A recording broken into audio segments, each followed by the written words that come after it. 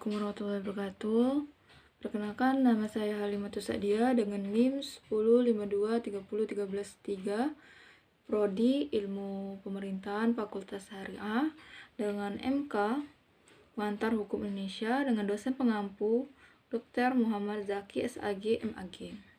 Baiklah, di sini saya akan menjelaskan beberapa materi yang saya bawa pada hari ini untuk memenuhi tugas dari Bapak dosen pengampu Dr. Muhammad Zaki SAG MAG dengan MK Pengantar Hukum Indonesia yang tadi saya bilang. Yang pertama itu studi perkembangan Islam di Indonesia. Yang kedua, teori pemberlakuan hukum Indonesia dan transformasi hukum Islam di Indonesia. Baiklah, yang pertama langsung saja itu mengenai studi perkembangan Islam di Indonesia. Kalau kita lihat perkembangan Islam di Indonesia itu ketika Indonesia pra-Islam, sebelum Islam masuk, itu masyarakat Indonesianya itu menganut animisme dan dinamisme, dan Hindu dan Buddha, yang dimana setiap agama dan kepercayaan tersebut memiliki pengaruh besar terhadap budaya dan kehidupan masyarakat. Mungkin kalian teman-teman bertanya, apa itu dinamisme dan animisme? Nah, kalau animisme itu adalah kepercayaan bahwa setiap benda yang ada di bumi itu memiliki roh yang perlu dihormati, atau kepercayaan masyarakat terhadap benda yang ada di bumi. Nah, benda tersebut mereka hormati, atau kepercayaan mereka terhadap suatu benda seperti laut, gunung, hutan, dan lain-lain. Nah, sedangkan kalau dinamisme itu kepercayaan atau keyakinan bahwa benda-benda di sekitar manusia itu memiliki kekuatan gaib. Nah, jadi mereka tuh percaya terhadap suatu barang yang mereka anggap itu bisa membantu mereka, atau sebuah kayak menyembah suatu benda seperti keris gitu. Kalau kita lihat dari segi agama yang dianut itu, pertama ada tuh agama Hindu dan agama Buddha. Kalau agama Hindu itu mulai dianut di Indonesia itu dengan peninggalan yang seperti salah satunya itu Candi Prambanan, yang dimana mereka menganggap Candi Prambanan itu menjadi simbol keagamaan dan budaya Hindu di Asia Tenggara. Nah, kalau agama Buddha itu berkembang di Indonesia, yang salah satu peninggalannya adalah Candi Borobudur, yang dimana itu menjadi pusat peribadatan dan lambang dari agama Buddha itu sendiri. Mungkin teman-teman bertanya, dari mana jalur masuknya Islam ke Indonesia? Kalau kita lihat, Islam itu pertama kali masuk melalui jalur perdagangan dari Arab ke India, yaitu pada abad sekitar 7, yang mana penyebarannya berlanjut ke Sumatera dan Jawa melalui berbagai jalur. Nah, salah satunya itu mereka melalui jalur perdagangan. Kemudian, kalau ditanya kapan Islam masuk ke Indonesia, nah, yang saya sebut tadi, Islam tuh diperkirakan masuk ke Indonesia pada abad ke-7 dengan bukti adanya komunitas muslim di pantai timur Sumatera dan kontrak dengan kerajaan Kalingga. Kalau bentuk penyebarannya, Islam itu pernah atau dilakukan oleh suatu para atau tokoh dari Wali Songo, yang dimana mereka melakukan penyebaran Islam di Jawa itu dengan pendekatan budaya. Kalau ditanya kenapa mereka melakukan pendekatan budaya seperti wayang dan seni, itu agar bisa diterima dengan kepercayaan, dengan kayak adanya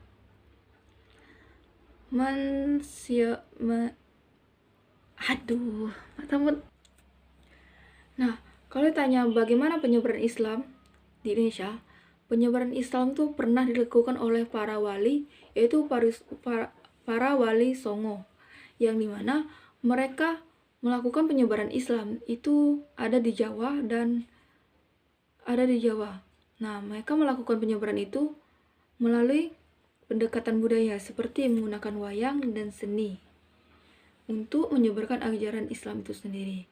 Kalau ditanya mengapa Wali Songo menggunakan media wayang dan seni, itu karena mudah diterima dan diterapkan di suatu wilayah atau di Jawa tersebut agar dapat dipermudah dan diterima gitu.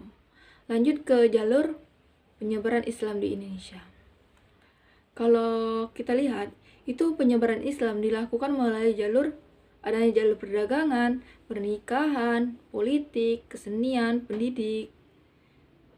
melalui pendidikan dan tasawuf, sehingga itu bisa menjangkau berbagai kalangan masyarakat gitu. Nah, tidak hanya itu, di dalam penyebaran agama Islam itu ada kerajaan Islam di Indonesia. Beberapa kerajaan Islam di Indonesia itu adanya Kerajaan Samudra Pasai, kemudian ada Demak, Banten, dan Mataram. Nah, yang dari kerajaan tersebut itu mereka berperan dalam penguatan Islam di Nusantara dan memberikan pengaruh besar dalam sejarah kerajaan Indonesia.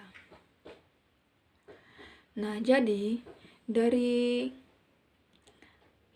penyebaran Islam serta itu dapat meningkatkan umat Islam di Indonesia.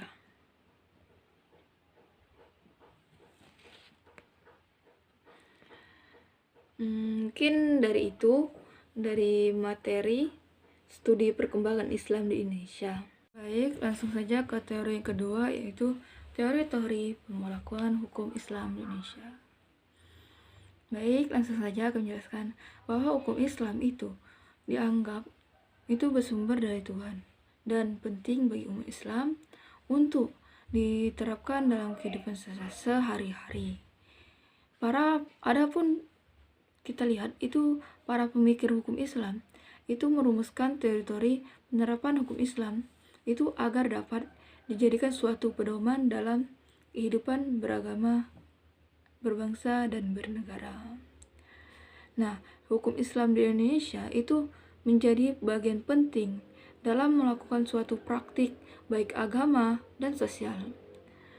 Meski demikian, hukum itu berasal dari Tuhan, yang seperti yang tadi saya bilang, bukan dari kesadaran masyarakat atau otoritas negara. Dan penerapannya itu penting bagi umat Islam. Adapun teori yang dibukukan oleh para ahli itu pertama adanya teori kredo atau syahadat. Nah, kalau teori kredo atau syahadat ini itu penerapan hukum Islam itu dianggap otomatis. Kenapa dibilang atau dianggap otomatis? Karena setelah seorang mengucapkan syahadat sebagai konsekuensi keimanan, itu udah berarti mereka menerima hukum Islam sebagai panduan dalam kehidupan sehari-hari. Ada juga teori kredo atau ada juga teori receptio in complexu. Nah, kalau teori ini itu datangnya itu sebelum penjajahan Belanda, yang dimana hukum Islam itu berlaku penuh dalam masyarakat Muslim di Indonesia, terutama itu dalam kasus atau masalah perkawinan dan kewarisan. Ada juga teori resepti. Nah, beda lagi kalau teori resepti ini, ia menyatakan bahwa hukum Islam itu hanya berlaku jika telah diterima oleh hukum adat setempat. Dalam praktiknya itu, hukum Islam seringkali diabaikan jika tidak sesuai dengan hukum adat. Lanjut ke teori berikutnya, itu ada teori resepti eksis. Nah, kalau Kalau teori resepsi exit ini itu setelah kemerdekaan, yang dimana itu dianggap tidak relevan karena teori ini bertentangan dengan prinsip kemerdekaan Indonesia, bahwa hukum Islam itu seharusnya diakui tanpa perlu perjanjian dari hukum adat gitu. Ada juga teori yang dikemukakan teori resepsi a contrario. Nah, kalau teori ini itu menegaskan bahwa hukum adat itu berlaku hanya jika tidak bertentangan dengan hukum Islam. Nah, sehingga hukum Islam itu mendahului hukum adat. Lanjut, ada juga teori Recoin Receptio Contextual Interpretatio. Nah, kalau teori ini itu harus diperlukannya atau kayak wajib gitu diperlaku pendekatan kontekstual dalam menafsirkan hukum Islam. Kalau tanya kenapa perlu dilakukan pendekatan kontekstual dalam penafsiran hukum Islam, nah itu karena bertujuan agar lebih sesuai dengan keadilan dalam masyarakat, terutama dalam masalah hukum waris. Kemudian ada juga teori eksistensi. Nah, kalau teori eksistensi ini yaitu menjelaskan keberadaan hukum Islam sebagai bagian dari hukum nasional Indonesia, yang dimana diakui dan diterapkan dalam berbagai aspek. Nah, terutama dalam peraturan perkawinan dan perwakapan. Nah, itu saja yang terdapat beberapa teori yang berpengaruh terhadap penerapan hukum Islam di Indonesia, mulai dari teori kredo hingga teori eksistensi. Dan untuk perkembangannya perlu memperkuat integrasi hukum Islam dalam sistem hukum nasional. Materi yang ketiga yaitu transformasi hukum Islam di Indonesia. Nah, hukum Islam di Indonesia itu perlu dikembangkan untuk memperkuat posisinya dalam hukum nasional. Nah, meskipun masih menghadapi masalah internal seperti kayak dianggap kurang dinamis dan terkadang hukum itu hanya berfokus mempertahankan identitas keagamaan. Kalau dilihat setelah kemerdekaan, bangsa Indonesia dihadapkan pada dua pilihan besar dalam pembentukan negara, yang dimana itu mendasarkan negara pada kebangsaan atau Islam gitu. Jadi kalau kita lihat perkembangan hukum Islam dalam sejarah, itu tuh hukum Islam di Indonesia itu telah melalui berbagai tantangan sejak masa kolonial, yaitu ketika hukum itu dianggap sebagai penghalang bagi kepentingan kolonialisme hingga akhirnya itu memperoleh pengakuan baik dalam sistem hukum Indonesia setelah kemerdekaan gitu. Kalau ditanya bagaimana perkembangan ilmu hukum itu pembaruannya dalam hukum Islam yang ditetapkan itu tetap memperhatikan jaminan hak beragama dalam konstitusi Indonesia gitu. Ada teori yang menyatakan, yaitu teori resepsi, itu menyatakan bahwa hukum Islam itu hanya berlaku jika diterima sebagai hukum adat. Nah, itu mulai tergeser tuh setelah Indonesia merdeka dan semakin tidak relevan dengan hadirnya undang-undang perkawinan dan peradilan agama.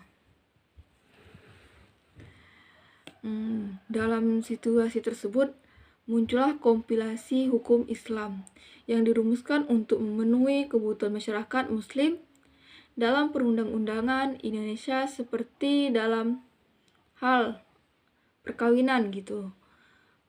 Untuk itu sejak lahirnya peraturan pemerintah tentang wakaf itu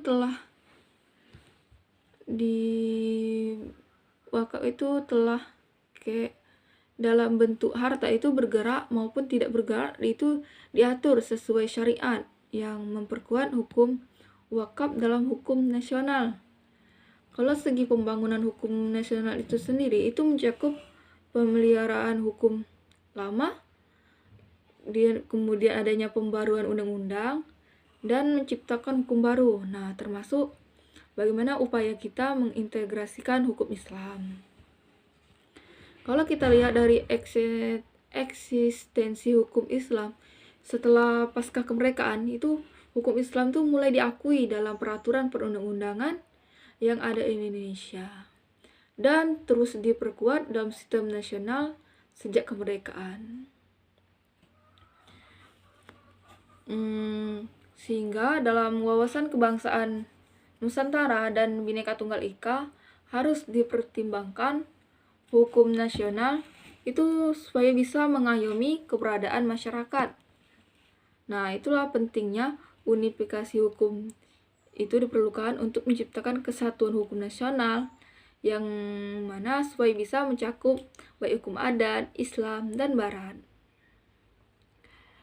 Ketika itu walaupun mereka menyatukan, itu pasti adanya konflik antara hukum Islam dan hukum lainnya yang diperlukannya kodifikasi hukum Islam serta adanya kekuasaan kehakiman yang terpadu.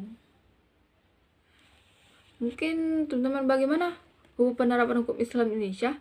Nah, kalau penerapan hukum Islam itu dapat dilakukan melalui perundang-undangan dan pelaksanaan norma Islam yang bergantung pada kesadaran setiap individu atau masyarakat muslim. Dapat kita simpulkan bahwa hukum Islam di Indonesia itu telah bertransformasi dan terlembaga dalam budaya baik perundang-undangan dan ibadah, meski perlu ada pemilihan budaya serta kesamaan bahasa, hukum Islam dan hukum nasional. Mungkin hanya itu yang dapat saya sampaikan. Lebih dan kurang saya mohon maaf. Semoga apa yang saya sampaikan pada materi kali ini dan sebagai pendengar atau yang melihat video ini bisa bermanfaat bagi kita semua. Wassalamualaikum warahmatullahi wabarakatuh.